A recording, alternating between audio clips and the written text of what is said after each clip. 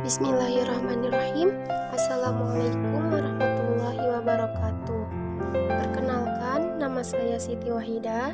Di sini saya akan menceritakan tentang substansi dan strategi Utsman bin Affan.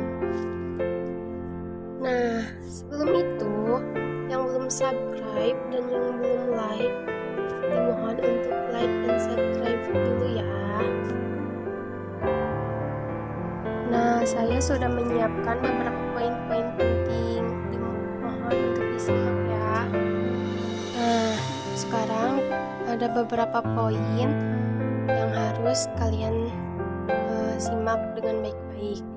Yang pertama itu ada biografi Utsman bin Affan, dan yang kedua itu ada kebijakan dan strategi Utsman bin Affan, dan selanjutnya juga ada perluasan wilayah, standarisasi Al-Quran, pengangkatan jabatan negara, dan pembangunan fisik.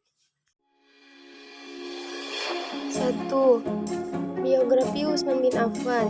Utsman bin Affan lebih muda 6 tahun daripada Nabi. Kabilah Bani Umayyah merupakan kabilah Quraisy yang dihormati karena kekayaannya. Kekayaannya tersebut mereka peroleh dari usaha perdagangannya, dan keluarga Utsman juga termasuk keluarga yang sangat kaya raya. Pada usia remaja, Utsman sudah mulai menjalankan usaha dagangnya ke berbagai negeri, dan Abu Bakar salah satu sahabat Nabi dan sebagai teman dagang, dan lewat Abu Bakar ini Utsman pun masuk Islam. Kebijakan dan strategi Utsman bin Affan. Perluasan wilayah.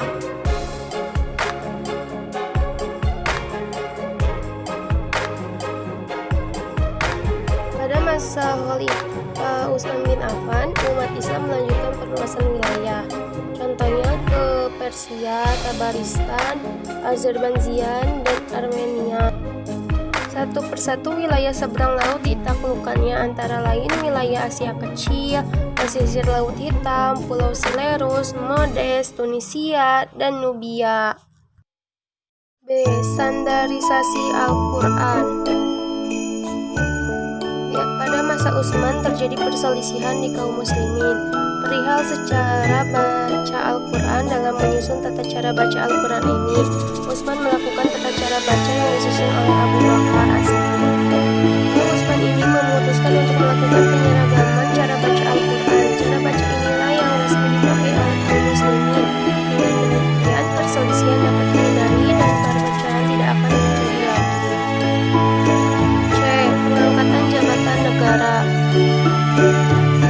Pemerintah Utsman bin Affan hanya berlangsung selama 12 tahun. Banyak yang kecewa karena kepemimpinannya pun berbeda.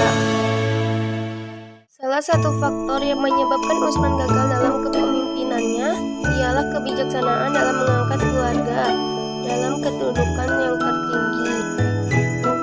Yang terpenting adalah Marwan ibnu Hakam yang menjalankan pemerintahannya, sedangkan Utsman sendiri hanya menyandang gelar khalifah. Akhirnya pada tahun 655 Masehi, Utsman pun dibunuh oleh orang-orang yang kecewa tersebut. D. Pembangunan fisik. Utsman sendiri berjasa dalam membangun bendungan dan bangunan jalan-jalanan, masjid, dan memperluas masjid Madinah.